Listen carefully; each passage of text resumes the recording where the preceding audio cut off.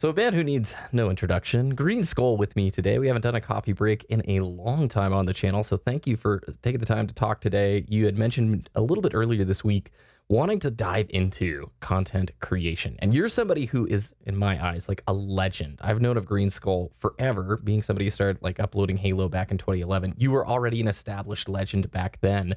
You've seen how YouTube has gone through its changes to streaming culture, to now micro content, to all sorts of stuff. And I think it's the perfect time to hop in. I want to know your insights and your thoughts on what content creation looks like in the gaming space and just sort of reminisce and pick your brain a little bit. So how's your day going, man?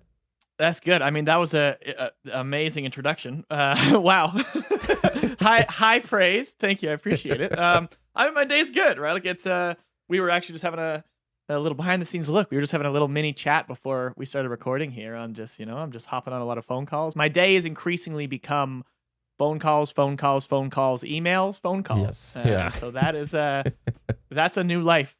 And do you for like me. that life? Do you like that balance? I think so. I'm very much following in the footsteps of my father, who was a salesman, a salesperson. So I grew up. Actually, sometimes he'd bring me on trips to I was in grade 5. We went to Las Vegas because he had to meet one client in Las Vegas. So we went there on Halloween in grade 5. And just went all out, took a limo, or oh, you know what? There was we were waiting around. I'll never forget it. We were sitting around. There's a bunch of taxis, and they looked over the limo, and it was actually pretty much the same price. We're like, oh, well, it's one in Vegas, right? Like, let's do it. So grade 5, I'm like, what? And this limo, I'm like, so I got to have this crazy Vegas experience. But we just went to dinner. It was all for essentially one dinner with a a potential client or a partner, and I just sat there, sipping on a Coca-Cola and just watching my dad do sales. And so, to answer your question, it's just it's increasingly, you always say, oh, a lot of people, you don't really want to end up as your parents. You kind of rebel against that notion, but it's suddenly I'm like, man, I'm really starting to follow in those footsteps, right? And I think I like it. I think a lot of what I do is pretty much sales, right? You're selling your, I mean, that's, you can say that about content creation, right? You're selling yourself.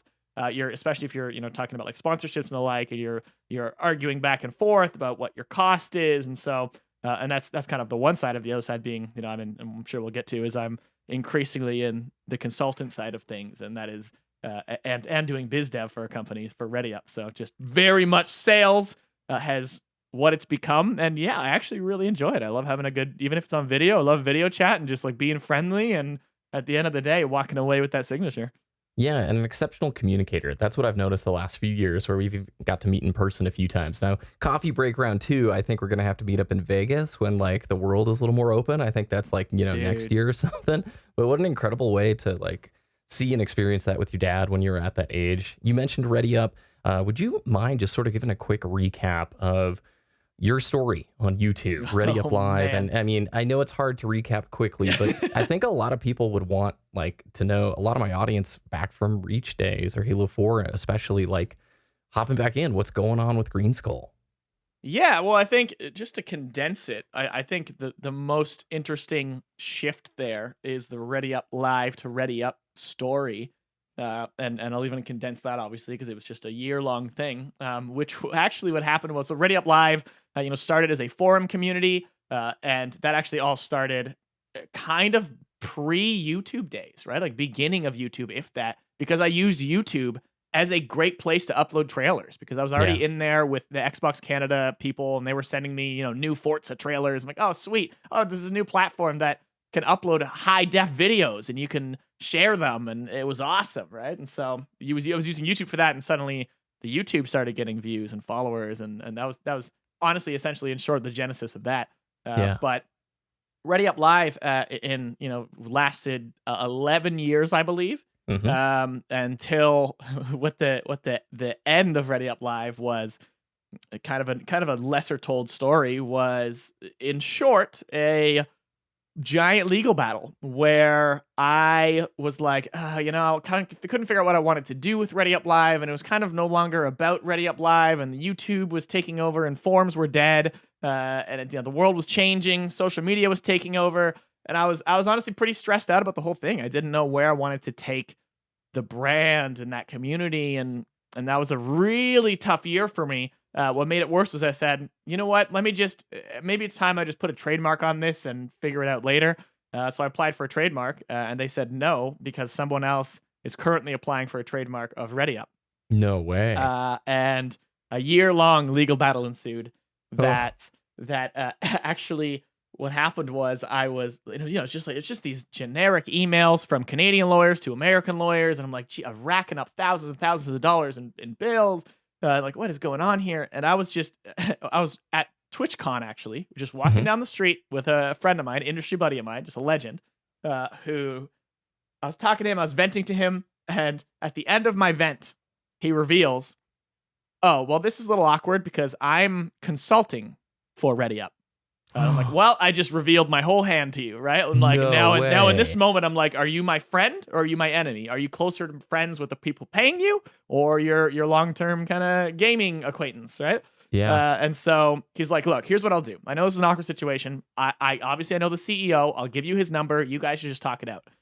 And that's what we did. And so we hopped on a video call and said, "What are we doing? Why are we talking to lawyers about this? Let's come to terms and let's figure something out." And so what happened was, and again, even this is all condensed of it, is a kind of year long thing. What happened was I hopped on a video call with their team. They liked what I had to offer. I told them we shared a mutual NDA, told our stories and stuff. And I went, "Man, you guys are working on something really cool." And they really liked my expertise. And so we came to an agreement where essentially they absorbed ReadyUp Live, and myself, and increasingly people that I've worked with, like Minolta's there as well. We have a few people we've actually quite hired a handful now of existing ReadyUp Live staff into ReadyUp to come work with us, which was kind of the long game there. But it was kind of this like Deus Ex Machina that just kind of came out of nowhere. It was like, I was all stressed out. What's going to happen? I don't know what my future is. And suddenly ReadyUp came from that, which is some pretty cool event content sharing, synchronizing software that goes on Discord and Twitch. And like, we're working with a bunch of esports companies, working with ESL, really, really cool stuff. Worked with the Olympics. That was really cool bunch of calls to be on. But that's like, again, that's only one side of it now. And so in that, I was like, okay, well, ReadyUp Live is gone. What do I do with all this, 250,000 subscriber channel and my brand and everything? And so I decided to rebrand it all to Greenskull, which I always felt, and I gotta be careful to say it because it wasn't like, it was mostly me when it came to like YouTube content, right? Yep. I That's what don't I mean to say remember. that. I don't mean to say that to like put down the people that helped me a lot. Like Of Minolta course. Yeah. certainly had his own content on there, and we brought different people on here and there, and like that whole community, they made me, and they're still all my very much very close friends of mine, right? And so, Yep. Yep. but I realized like increasingly too, a lot of it was me. And I'm like, well, I call it Greenskull, I guess, because it's gonna be. Might as well just like, rather than like starting a new channel or something, let's just keep it going, right? And so, Yeah. yeah, that's what happened there in short. That's incredible. Wow. And that's sort of funny as an outsider looking in, especially from the Halo scene. It's like, that is really, really cool. And don't you guys, Fatality, isn't he over at ReadyUp Yes, as well? he's one of the co-owners. Oh my word. Okay. Really Yeah, cool story. Thank you. Man, just for my curiosity alone, that's so to summarize, you yeah, have experienced content creation from both sides, from the community perspective, from the industry perspective. And I think that gives you really good insight to hop into the first main question today. And that is, what are your thoughts on the evolution of gaming content creation? Like I said, you've been an integral part of content creation from like YouTube to streaming, micro content, and more. How do you think content creation, like as a landscape, has changed? Where is it going? And what do you think like new and current creators should be prioritizing? yeah. It's an interesting question 'cause it's many faceted. Obviously, what I think it would be naive to say you can accurately predict where things are going. I don't think Hmm. any of us could have predicted TikTok, right? Like Yeah. specifically as a platform, and the influence it's had and the algorithm it did, and like some of the stuff that came from that, and not only even calling that short form content because obviously that is a thing, but we had Vine, we had like short form content has Yeah. existed before. Yep. It's certainly popularized it more. But what I would say TikTok does more than anything is its algorithm is impressive. It's unrivaled. That honestly, TikTok's product is its algorithm, Yes. as well as captions. How easy and accurate their captions are. Their voiceover tools for those captions, incredible. There's stuff that they do on that app that's genuinely, I'm so surprised. Like I don't think Instagram Reels doesn't even have that yet. Like I don't know what they're doing because it's just like to me it's so obvious, Yep. especially captions and the accessibility of that. And gaming content on there obviously is pretty big as well. It's tough because it is that vertical screen, and so like some stuff works, sometimes doesn't. The streaming is interesting because it's something I've kind of seen happening from kind of the genesis of streaming. Not as it started getting more popular, was I quickly saw the oversaturation of streaming, Yeah. and that is impossible, right? Like it's so hard to break into content creation on a platform that has existed long enough, which is why I think TikTok is still good, because it is young enough that anyone has a chance still. Yeah. But as platforms move on, you have less and less and less of a chance. And I shake my head, and it's, and you can, for years, you can find videos of me saying this, where I always say, hey, well, we want to be a content creator. What's your advice? I say, don't. And then I give a pause and I say, okay, now that you're still here, let me give you some advice, right? Like, if you can't take accurate. how hard, if you're going to be an actor, you're not going to be Brad Pitt. Do you accept Mhm. that? All right, good. Next steps, right? Where are you happy? I've said this kind of thing a million times, and I still stand by it. And streaming, I do believe, of all platforms like Twitch, is the absolute hardest to break into of any of them. It is impossible. The amount of work and time and your pay you get from that, like all of those factored in, is it's impossible. It is so hard. Not to mention, especially you're obviously for the most part going to want to be on camera. Like, I have infinite envy for those big streamers that never have a face cam, because it is a whole other level of mental stress that goes into that. And it's and again, I respect the heck out of streamers, but it is really, really, really hard and a very time consuming. And so the future to me is, it's tough to say. I think of my negative side of all this is seeing just especially over the past like 6 years, just an increase and an increase and an increase in what kind of content is working for people. Where, especially on YouTube, right, where it used to be very much, if you ever listen to Bo Burnham talk about YouTube, he always has really great thoughts, where it's like, initially, it was just about putting stuff out there to share with your friends and just being genuine and being true. And now it's so fake, it's so manufactured. The rich get richer on YouTube. The negativity gets the views easily, handily, hand over fist, right? And the fact that that's even a point that needs to be argued tells me that anyone who does is unaware of the world, right? Like, that is how the world currently works. And so that's something that certainly frustrates me about the current space of content creation, and trying to break through again of this oversaturation with positive content feels nigh impossible. So it's, I think the future is mildly scary, for one, especially with how social media is looking. I quit Twitter and I have no regrets. I even every now and then I use it to DM people. So I'll pop on and I'll see what my feed looks like. And I'm like, oh, I have no regrets here. Like, this is I'm so happy I got out of here, because it's just, there is this dark path that social media as a whole is going down. But at the end of the day, it's not that dark. There are always those creators out there who are really still pumping out amazing content. It's something that I personally have been increasingly fond of. That's also strangely increasingly popular genre, which is this nostalgia bait that I love. Right? Of right? Yeah. You see a lot of it lately, right? Of oh, here's the top PSP games. I'm like, hell yeah, dude, give me that. Yeah. Inject that into my veins, right? Yes. And so I think we're gonna continue seeing that, especially as our demographic, millennials and the get older, and everyone's when are you gonna stop gaming? What am I gonna stop gaming? What that? I'm gonna be 90, I'll be still gaming, and I'll still be enjoying this stuff, and we'll be kids, you don't know, right? And so the nostalgia bait when we're as we get older is gonna get more and more and more. So my one prediction there at the end of this little rant is going to be the nostalgia bait will only get more furious as we get older. That's guaranteed. Right. I'm so there with you. Those are the videos that honestly, I have a separate account just for watching YouTube, on a pad or whatever. And I purposely am not really looking at gaming content, because as you mentioned, a lot of times you're just going to see the outrage come to the top. And I think you pointed out a really good point.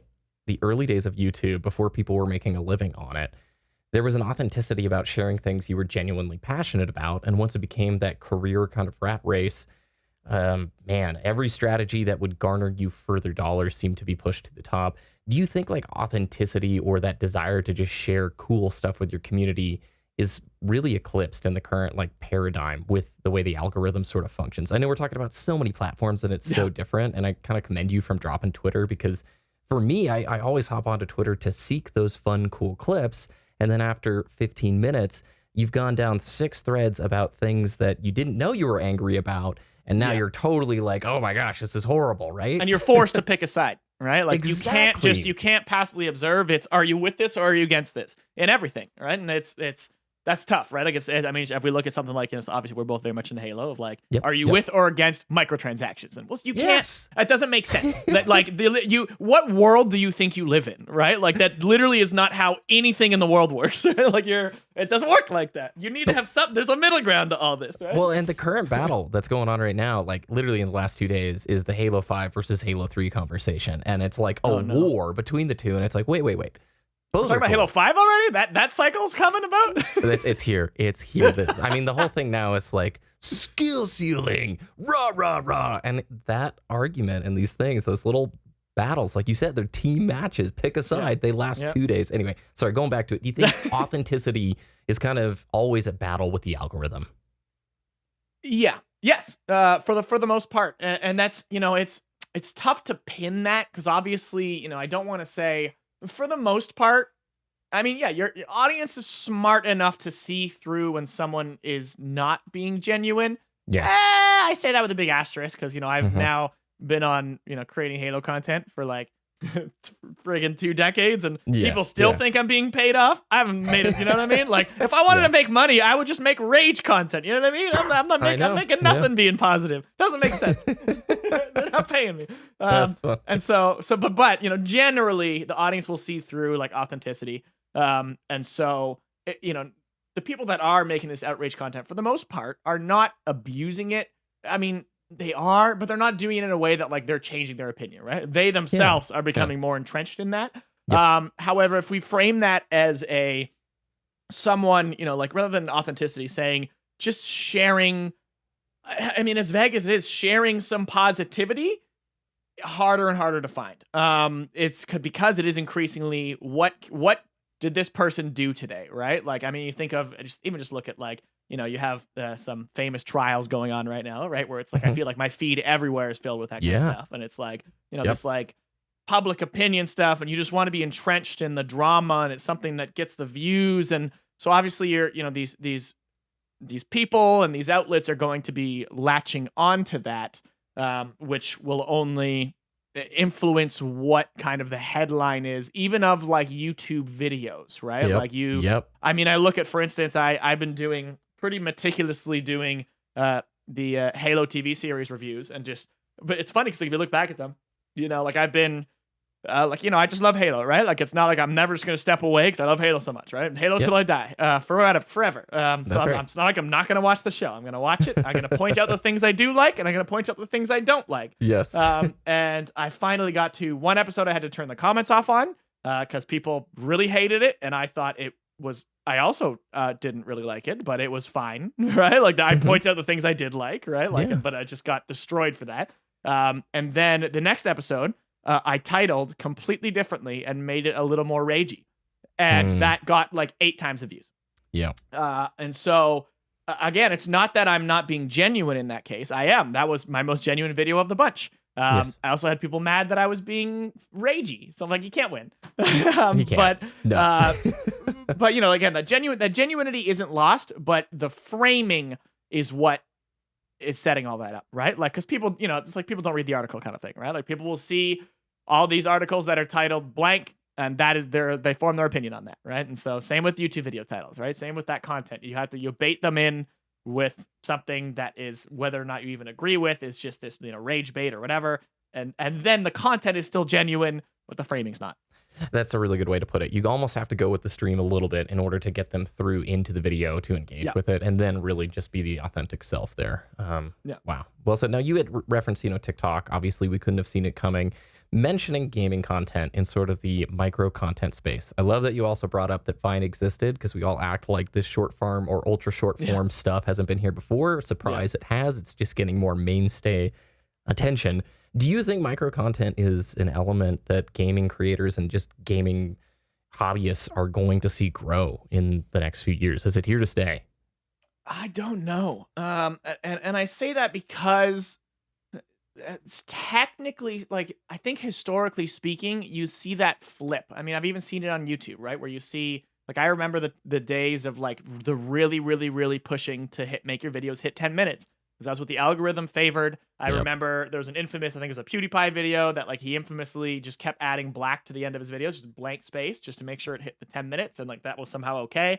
Yep. And so there's theoretically, historically, you would see these cycles of now we like short form, now we like long form, now we like short form. At the Yeah. end of the day, the algorithm is going to decide that, right? On existing platforms, obviously. It's not like, I mean, no, you can even say that about TikTok, right? Like TikTok now even are increasingly dabbling with like over 10-minute videos, right? Like, and some Yeah. of those do really well, right? And so again, I think my answer is I don't know. And I think there's no real way to say, because these supposedly purely AI, right? Doubtful. Yeah. Puppet masters out there are gonna control what we like and don't like, and so who knows? Talk to me in 10 years, and we'll see what happened, right? Well said. Yeah, I think the life cycle of content just grows ever and ever shorter. No matter what happens, it feels like it's such a fast turnaround, and it's only getting faster. Lifespans of memes or even clips, or I mean, back in our day, we would talk about a montage on a forum, right, for Yeah. a week, and Yeah. now it's just like, do they even exist anymore? Right? It doesn't seem like Yeah. it that often. So, well, that also brings us to a good transition point, because you have a lot of experience right now, especially currently with what you're doing, interfacing with people from multiple sides of the industry. And how do you think creators and developers' relationships will evolve as time goes on? There's been more and more communication and support between studios and creator communities. How do you see this growing and changing? And if you could honestly just sort of put your thought process out there to the world, like what is the recommendation, without giving the sauce away, the recommendation sort of moving forward about how communities and developers interact, especially when it comes to their content creators? Well, what's interesting is I think developers and publishers are increasingly figuring it out. Despite what Twitter might think, they really are. I mean, if we look at like 343, for instance, it's almost entirely community hired at this point, right? Like you're Yeah. bringing so many people from the existing community into the actual studio, and that's happening all over. Everyone's doing that. Everyone's Yeah. hiring out, and so they're increasingly looking for that to be more transparent, to get that feedback from their community, to interface with them on a much more personal level, whether that's like bringing people in for for little roundtables and the like. I mean, we had the things like the Forerunner program with Halo, a lot of cool stuff like that happened. That again, I say the creators are figuring that out. What is interesting to me is over all these years, not really seeing a difference from the creator side. I don't think, as far as I can tell, I don't think there's realistically been a major change in the understanding from the creator side of how they can and should interface with developers, how they can make their points valid and known. They can make their points heard, but their points to be actionable, they have to be valid isn't a good word, because you can have points and there's obviously some kind of personal beliefs that come into it of like what you think a game should do, and Yeah.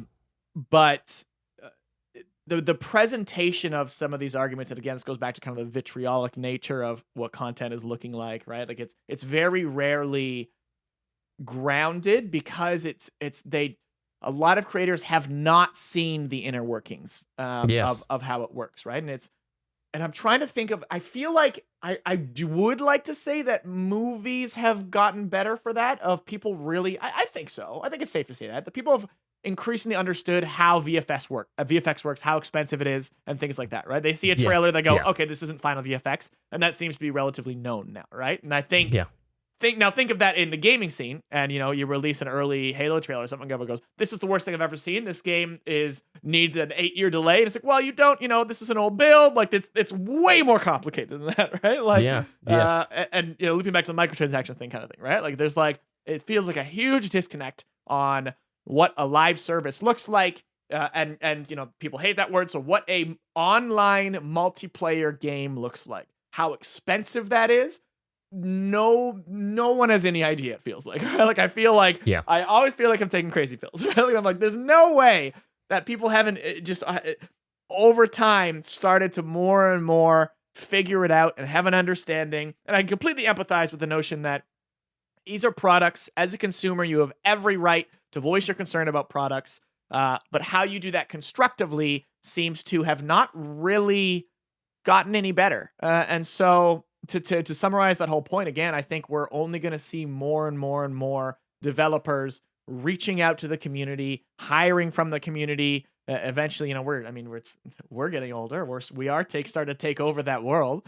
But I'm just waiting for that day when the creators, the content creators, and the actual gaming community knows how to get into that position and what that looks like. Because right now that onus is on, people like myself and my kind of current gigs, right, to reach out to those creators and be like, I have some cool opportunities for you.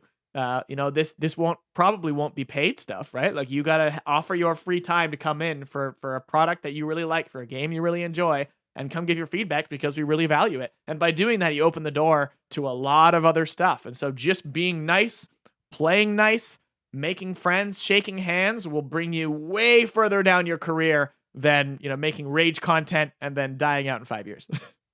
Yeah, and I really appreciate what you said, because I haven't been able to put my finger on it, and I think you nailed it perfectly, where sort of the creator community and even just gaming communities as a whole, that communication feels the same as it was 3 to 5 years ago.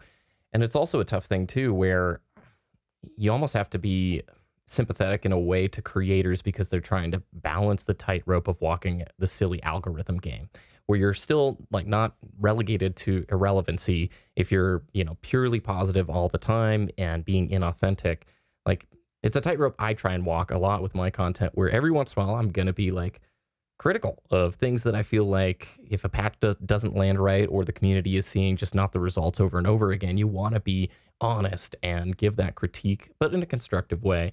But then there's the other side of the coin, where you may know a lot of the people at the company, and they're working extremely hard and they care super deeply about it, but you have to title the video a certain way in order for it to hopefully get some of that momentum. So it's this weird tightrope that I know that you can sympathize with, because you want to be authentic, going back to what we started with, but at the same time too, you want to be able to, I guess, respect this cool new opportunity that we have, where studios didn't used to do this 10 years ago. This didn't exist, this level of communication or interactivity. So you kind of get what I mean?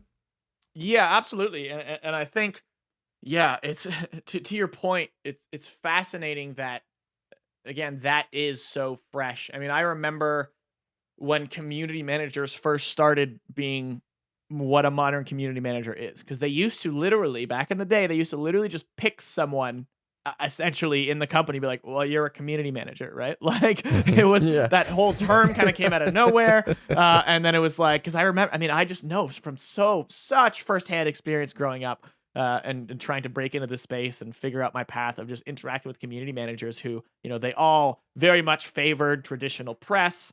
That I was burned so many times in my life from that. Like, I'll never forget being in line at one of my first, might have actually been the first, it could have been ever, like, little gaming convention, like press event, where there's a lineup of like 3 of us, and I was next in line to like check out a little game. It would have been like a friggin' 5-minute demo. And then person behind me, because they were traditional press, they tap them on the shoulder, push them through, they go first. I'm like, what? No. And like that started me down the path of trying to really analyze what that looked like. Origin of like, story. Yeah, right it there, was. dude. It was the villain being like, no. I'm still mad about it, right? 'Cause it was like, no, dude, we're all here for the same thing. What do you? And like, I get it. I was some 14-year-old kid. I'm like, but I was doing stuff, right? Like, I was gonna write about it. I was taking pictures and stuff. That's right. But I'm like, come on. But I use that as an anecdote to like explain like how that has changed now. And like, I would argue that creators, for the most part, are now getting priority on a lot of stuff, right? Like, for the most part, I'm just like the opportunities and the money that gets presented to creators is preposterous now, right, compared to what it used to be. And so we've very much seen that shift in how that whole system works industry wide. And again, if you're looping back to it, though, it's a matter of, is the community going to figure that out? And you mentioned the tightrope. That I find interesting as well is this, and I'm very familiar with this of, you take on an activation, or you're offered some event, and like, not even necessarily a paid thing, but that's a whole other level to it. But just, hey, I get flown out to a Halo event or to something, right? And like, Microsoft pays the bill. Not even, it's through so many hands, right? Like, when it comes to like almost everything I've worked on, right, is like I have a PR agency that works with me because I'm on their list of people they've worked with for 10 years, kind of thing. Yep. And they Yep. know I'm good for it, and they know I'll do a good job, and they know I'll go to a party and make the party more lively, and so they want to invite me to parties, right? That kind of thing. And so one of their clients is, Subway. One of their clients is Microsoft. And that's specifically for the Canada region. And so it's like the fact that I get to sometimes go to things kind of thing. It's never like, never is it so rarely is it someone Yeah. like specifically at a game company like points to you and goes, I like this guy's content. Bring him to things. It's Yes. so much more Yeah, complicated. it's so many than that. layers deep, right? And so just like, people just, again, you think it like, especially as just like the more passive you are to say the content creation space, that you're just a viewer or whatever, just like the disconnect between how that world works, I just wish was more understood. I long for that day, but I can't even see it coming. It's a long ways away, but I think it is changing, honestly. We're in that kind of infancy of that next stage. So, well, wow, man, thank you. I mean, I can't believe how fast time flies. I do want to ask, what is next for you, your community, anything you want to shout out or plug? And just thank you again for hopping on board to talk today. Of course. Thanks for having me. Realistically, I mean, right now, it's always in flux, right? Like I'm in a weird spot in my career. I have some increasingly kind of grand ideas of where I want to take things. I don't think there's a reality where I fully ever step out from content creation. Ever. I cannot see that happening. Same thing with like Halo, right? Like for every night I go, man, I wish I just wasn't in Halo. It's too toxic now or whatever. I wish I was just making general content or whatever. For every day I have that, there's 6 days of the week that I go, I have, 2 Halo tattoos. I'm Halo, my whole place looks like it's just like a Halo museum. Going nowhere, right? Like my love for Halo will never go away. My content creation of Halo is never going to go away. But it's what form that takes is always something I've experimented with, and we mentioned very early on, right? That I was there on Mixer, and I was there on Beam, and I was there on I streamed for Facebook when I was in the streaming side of things. Like I've just bounced around everywhere, and I've always valued. I always say when it comes to like I look at like my LinkedIn resume, for instance, it's like I would so much rather have a list you have to scroll than I was at this company for 20 years. And that's kind of increasingly my goal for things. So right now my focus is very much on TikTok, actually. Going back to it, is that I'm really thinking about how to harness TikTok. I'm experimenting, I'm playing, I'm trying to just kind of make some posts there every day, even if it's just generally talking and chatting with my followers on there. But still trying to figure out how to harness that, because I have some TikTok buddies that are guiding me there as well. And so figuring that out.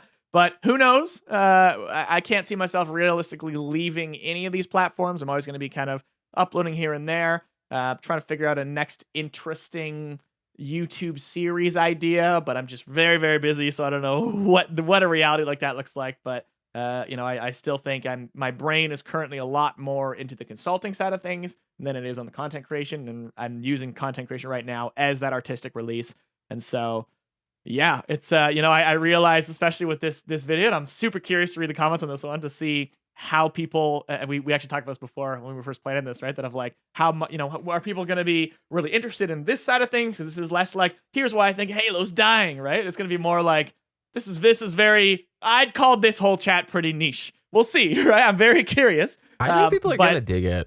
I think people are really going to dig it. But I do find that some of the people that have stuck with me for a long time, that I always see their names pop up on any platform I'm on, it's because of the way I've handled things has really painted that relationship very differently.